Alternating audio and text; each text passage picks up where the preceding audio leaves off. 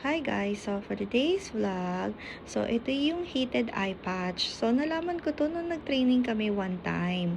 So meron akong lemon flavor at saka yung isa ay lavender. So ayan yung itsura niya. Ayan, ito yung lavender. So ayan. So makikita nyo naman heated eye patch siya. So ayan. Tingnan nyo naman. So ganito yung itsura niya. So ayan. Siyempre, pipili tayo kung ano yung gagamitin natin.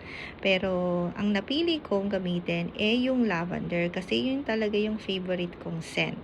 So, ayan, ganyan.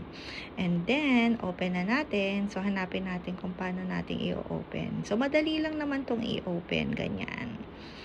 And then, ito yung itsura niya. So, ganyan. So, yung gray part, yun yung nasa labas. At ito naman, yung white part, yun yung nasa face natin. So, ayan, ganyan. So, dahan-dahan guys, kasi baka mapunit nyo naman. So, ayan, ganyan. So, ganyan mo siya ilalagay. So, ayan, di ba? Napakadali. So, disposable ito guys. So, ayan, i-tap-tap natin para mag-activate yung heat. So, ayan, matutulog na ako guys. So, nararamdaman ko na yung heat. Alright guys, thank you guys for watching. See you guys next time. Bye!